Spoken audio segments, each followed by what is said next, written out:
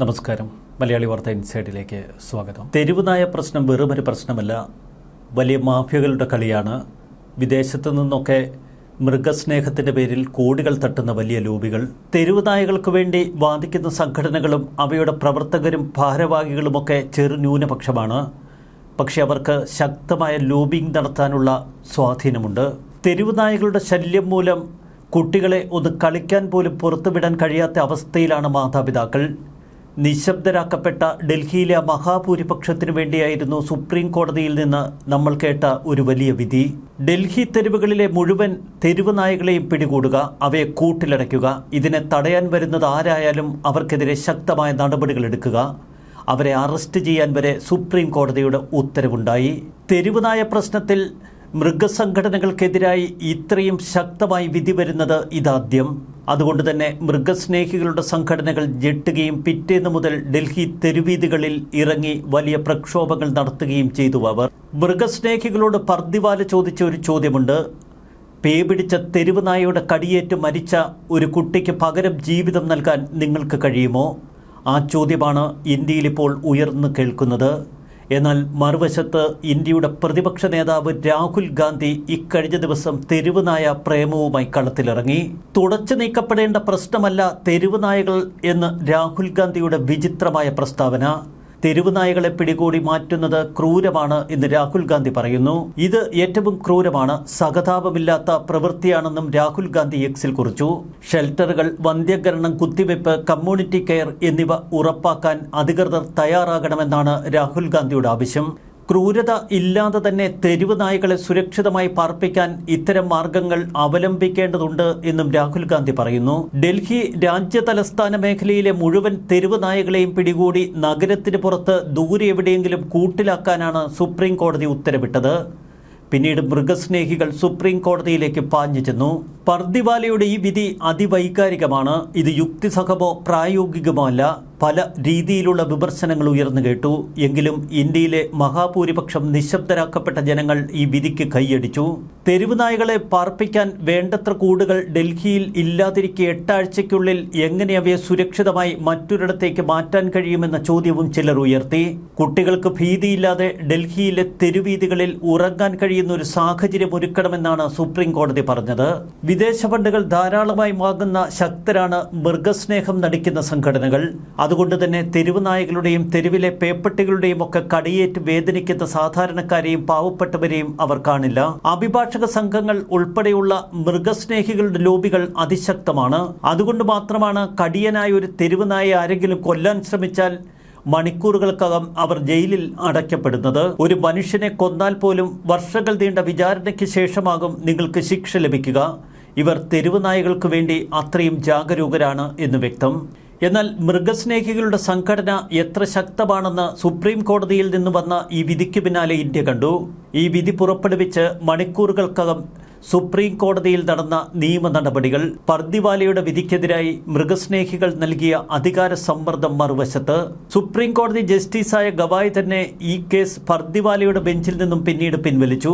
ഇപ്പോഴിതാ വിക്രം സേത്തിന്റെ 3-അംഗ ബെഞ്ചാണ് ഈ വിധി പുനഃപരിശോധിക്കുന്നത്. ഒരു തവണ കൂടി ഈ കേസിൽ വിധി പറയാൻ പർദ്ദിവാലയെ അനുവദിച്ചിരുന്നെങ്കിൽ മൃഗസ്നേഹികൾക്ക് കൂടുതൽ ആഘാതം നേരിടേണ്ടി വരുമായിരുന്നു. ഡൽഹിയിലെ തെരുവുകൾക്ക് സമാനമാണ് കേരളത്തിലെ നിരത്തുകളുടെയും അവസ്ഥ. മിക്കയിടങ്ങളും ഇപ്പോൾ തെരുവുനായകൾ കീഴടക്കിയിരിക്കുന്നു. സാധാരണക്കാരായ മനുഷ്യരാണ് ഏറ്റവും കൂടുതൽ അനുഭവിക്കുന്നത്. പണമുള്ളവർക്ക്, രാഷ്ട്രീയ നേതാക്കൾക്ക് വാഹനങ്ങളിൽ യഥേഷ്ടം യാത്ര ചെയ്യാം. തങ്ങളുടെ മക്കളെ സ്കൂളിൽ നിന്ന് വിളിച്ചു കൊണ്ടുവരാം, തിരികെ സ്കൂളിൽ കൊണ്ടുചെന്ന് വിടാം. വലിയ വിശാലമായ മുറ്റമൊക്കെയുള്ളവർക്ക് കുട്ടികൾക്ക് കളിക്കാനുള്ള ഇടവും ലഭിക്കും. എന്നാൽ മറുവശത്ത് ദുരിതം അനുഭവിക്കുന്നത് ദാരിദ്ര്യമേഖലയിലുള്ളവരും സാധാരണക്കാരുമൊക്കെയാണ്. അവർക്ക് വേണ്ടി വാദിക്കാൻ ആരുമില്ല. Centre for consumer education managing trustee James വടക്കൻ ഇത് സംബന്ധിച്ച വിശദമായ ഒരു ശബ്ദരേഖ എനിക്ക് അയച്ചു തന്നു. ഓരോ മലയാളിയും ഓരോ ഭാരതീയനും കാതു കൂർപ്പിച്ച് കേൾക്കേണ്ട വാക്കുകൾ. എന്തുകൊണ്ട് ഈ തെരുവ് പട്ടികളെ പിടിച്ച് സിംഹങ്ങൾക്കും കടുവകൾക്കുമൊക്കെ ഭക്ഷണമാക്കിക്കൂടാ എന്ന് അദ്ദേഹം ചോദിക്കുന്നു. പാവം മാനുകളെയും ജിറാഫുകളെയും ഒക്കെ കൊന്ന് അവർക്ക് ഭക്ഷിക്കാം. എന്നാൽ തെരുവുകളിൽ അപകടകാരികളായി നിൽക്കുന്ന ഈ പട്ടികളെ എന്തുകൊണ്ട് അവർക്ക് ഭക്ഷണമാക്കുന്നില്ല? ക്രിയാത്മകമായ നിർദ്ദേശങ്ങളാണ് ജെയിംസ് വടക്കൻ മുന്നോട്ട് വയ്ക്കുന്നത്. താൻ നേരിടുന്ന പ്രശ്നങ്ങളെക്കുറിച്ചും അദ്ദേഹം വിശദമായി പ്രതിപാദിക്കുന്നു. തെരുവുനായ പ്രശ്നത്തിൽ മുതലക്കണ്ണീർ ഒഴുക്കുന്നവർക്കും കൃത്യമായ മറുപടിയാണ് ജെയിംസ് വടക്കൻ്റെ ഈ ശബ്ദരേഖയിലുള്ളത്. ഈ ശബ്ദരേഖ നമ്മൾക്കൊന്ന് കേൾക്കാം. സമകാലിക കേരളത്തിലെ ഏറ്റവും വലിയ ഒരു പൊതുവിഷയമാണ് ഈ പറയുന്ന തെരുവുനായ ശല്യം.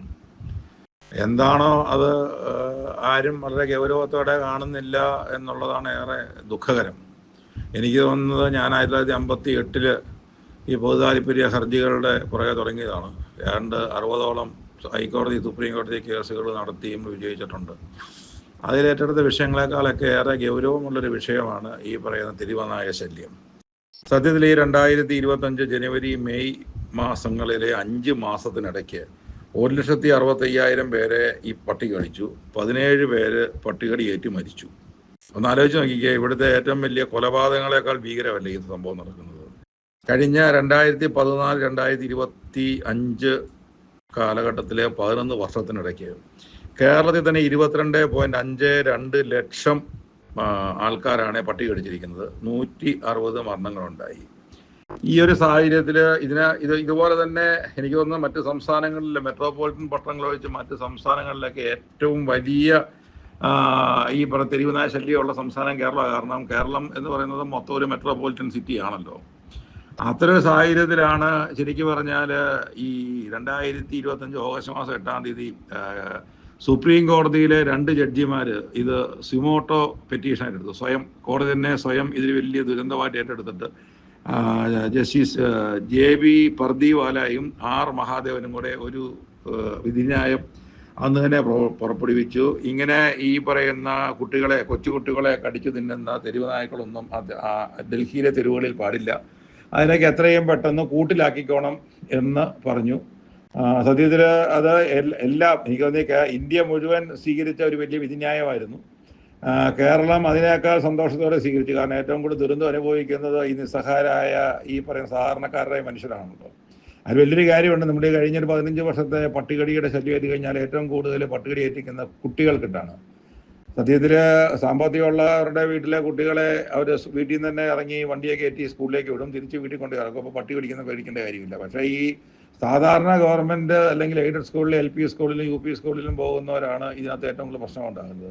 എൻ്റെ ഉദാഹരണം എൻ്റെ മോടെ 2 പിള്ളേരെ ഞാൻ എൻ്റെ വീടിനടുത്തുള്ള മുണ്ടാങ്ങൽ LP സ്കൂളിലാണ് വിടുന്നത്. 50 മീറ്ററുകൾ എൻ്റെ വീടിന് അങ്ങോട്ട് പോകാനായിട്ട്. ഇപ്പം പണ്ടൊക്കെ ഞാൻ ഈ വരുന്ന മറ്റ് സാധാരണ പിള്ളേരോട് ഈ കുട്ടികളെ പറഞ്ഞു വിടുമായിരുന്നു. പക്ഷേ ഒരു 5-8 മാസമായിട്ട് എനിക്ക് ഈ പിള്ളേരെ അവരോട് വിടാൻ പറ്റുന്നില്ല. ആ പിള്ളേരെയും കൊണ്ടുപോകാൻ പറ്റുന്നില്ല. കാരണം ഒരു 8-10 പട്ടിയുണ്ട് നമ്മുടെ ഈ 50 മീറ്ററിനിടയ്ക്ക്. അവിടെ ഒരു സ്കൂളിൻ്റെ പ്ലേ ഗ്രൗണ്ട് ഉണ്ട്. അവിടെ എന്ത് ഭയാനകമായ അവസരമാണ്. ഇപ്പം ഞാനതുകൊണ്ട് എൻ്റെ കൊച്ചുമക്കളുടെ സുരക്ഷയെ കരുതി ഞാൻ വളരെ സെൽഫിഷായിട്ട് ഞാൻ ആ പിള്ളേരെ കൊണ്ട് വണ്ടിയെ കൊണ്ടേ വിടുക. അപ്പോൾ എൻ്റെ ഒരു ചോദ്യമുണ്ട്, പൊതുപ്രവർത്തന നിലയ്ക്ക് ഈ മറ്റു പിള്ളേരുടെ കുട്ടികളെ പട്ടി കടിച്ചാൽ കുഴപ്പമില്ലേ? അതാണ് നമ്മൾ ഏറ്റവും വലിയൊരു ചോദ്യം ചോദിക്കേണ്ടത്. അപ്പോൾ സത്യത്തിൽ ഇങ്ങനെ നമ്മൾ സുപ്രീം കോടതിയിൽ വിധി വന്നപ്പോൾ വളരെ സന്തോഷിച്ചു. പക്ഷേ 11-ാം തീയതി കേൾക്കുന്നു അവിടെ നനിത ശർമ്മ എന്ന് പറയുന്ന ഏതോ ഒരു NGOയുടെ കോൺഫറൻസ് ഫോർ ഹ്യൂമൻ റൈറ്റ്സ് എന്ന NGO അതിന് ഈ സുപ്രീം കോടതിയിലെ സ്വമേധയായുള്ള 2-അംഗ ബെഞ്ചിൻ്റെ വിധിക്കെതിരെ പരാതി കൊടുത്തിരിക്കുന്നു. ചീഫ് ജസ്റ്റിസ് ഈ കേസ് വീണ്ടും കേൾക്കാമെന്ന് പറഞ്ഞിരിക്കുന്നു. അങ്ങനെ ശരിക്കും പറഞ്ഞാൽ 21-ാം തീയതി ഈ കേസ് ഒരു 3-അംഗ ബെഞ്ച് കേൾക്കാൻ പോവുകയാണ്. Justice Vikramnath, justice Sandeep Mehta, justice NV Anjaria. സത്യത്തിൽ ഏറെ ഭയാനകമായിട്ടുള്ള ഒരു വിഷയമാണിത്. അപ്പോൾ എൻ്റെ ഒറ്റ ചോദ്യമുള്ളൂ, കേരളത്തിൽ 3.5 ലക്ഷത്തോളം പട്ടികളുണ്ടെന്നാണ് ഔദ്യോഗിക കണക്ക്. കേരളത്തിൽ തന്നെ നമുക്ക് ഏതാണ്ട് 24-25 വന്യജീവി സങ്കേതങ്ങളുണ്ട്.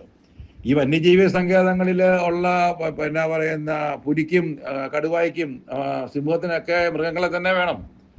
അത് ചിലപ്പം പറയുന്ന സീബ്രായ ആയിരിക്കും, മാനിനി ആയിരിക്കും, കേഴയായിരിക്കും, ഒത്തിരി എണ്ണത്തെ കൊന്നുവരുന്നുണ്ട്. ഇവിടെ കാട്ടുപന്നി ശല്യം നേരിടാനായിട്ട് കേന്ദ്ര സർക്കാർ സമ്മതിക്കാത്തത് തന്നെ ഇത് വനത്തിനകത്തെ ഈ പറയുന്ന മാംസം കഴിച്ച് ജീവിക്കുന്ന മൃഗങ്ങൾക്കുള്ള ആഹാരമാണെന്ന് പറഞ്ഞുകൊണ്ടാണ്.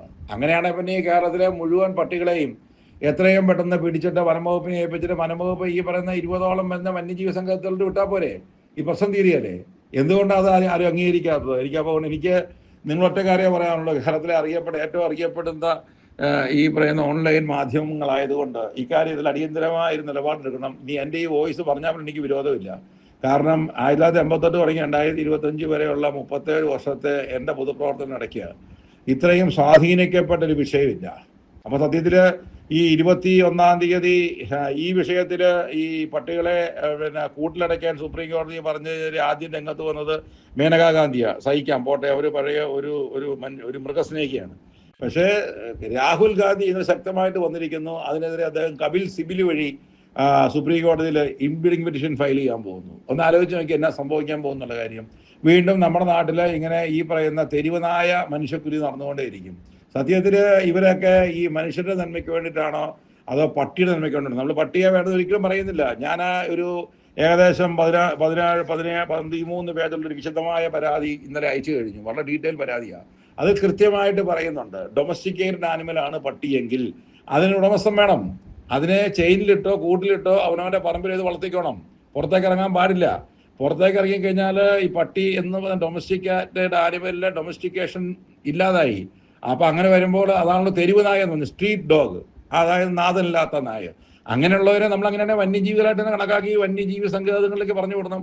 പിന്നെ ഈ പറയുന്ന പോലെ മാനിനെയും അല്ലെങ്കിൽ നമ്മുടെ ജിറാഫിനെയും ഒന്നും കൊന്നു തിന്നുന്നതിൽ ഒരു അസ്വസ്ഥതയും കാണിക്കാത്ത ഒരു മൃഗസ്നേഹി സമൂഹം ഇവിടുത്തെ ജനങ്ങൾക്ക് ഭീഷണിയാകുന്ന ഈ തെരുവ് നായ്ക്കളെ കൊണ്ടുപോയി കാട്ടുമൃഗങ്ങൾക്ക് പ്രത്യേകിച്ച് പുലിയെയും കടുവയെയും എല്ലാം സംരക്ഷിക്കണമെന്ന് ആവശ്യപ്പെടുന്ന നിരവധി മൃഗസ്നേഹ സംഘടനകൾ കേരളത്തിലുള്ള സാഹചര്യത്തിൽ ഇതാണ് ഏറ്റവും ഓപ്ഷൻ. ഇതിനെ പിടിച്ചുകൊണ്ടേ കാട്ടി വിടുക, അത് മറ്റൊന്നിനെ ഇരയാകട്ടെ. അപ്പോൾ ഈ കാര്യത്തിൽ അടിയന്തരമായിട്ട് ഒന്ന് ഇടപെടണമെന്നും ഈ രാഹുൽ ഗാന്ധിയോട് ഈ കേസിൽ കേരള പൊതുസമൂഹത്തിന് വേണ്ടി കേസിൽ നിന്ന് പിൻവലിക്കണമെന്നും ജനങ്ങളുടെ ജീവനും സ്വത്തിനുമാണ് ഒന്നാം സ്ഥാനമെന്നും അതിനുശേഷമാണ് മൃഗങ്ങൾക്ക് സ്ഥാനമെന്നും ഡൽഹിയിൽ അങ്ങനെ പട്ടികളെ നോക്കാൻ താല്പര്യമുള്ള രാഹുൽ ഗാന്ധി, മേനകാ ഗാന്ധി അടക്കമുള്ളവർ അവരുടെ പാർട്ടിക്കാരോടും അവരുടെ കൂടെയുള്ള വെൽവിഷേഴ്സിനോടും ഇങ്ങനത്തെ പട്ടികളെയൊക്കെ ദത്തെടുത്ത് വളർത്താനും കൂടെ പറയണം പ്ലീസ്. ഇതൊരു അടിയന്തര പ്രാധാന്യമുള്ളത് തോന്നിയുകൊണ്ടാണ് ഞാനിത് നിങ്ങൾക്ക് അയച്ചു തരുന്നത്. ഒന്ന് സഹായിക്കണം. ഞാൻ ആ പെറ്റീഷൻ്റെ കോപ്പി നിങ്ങളുടെ അയച്ചിട്ടുണ്ട് പ്ലീസ്.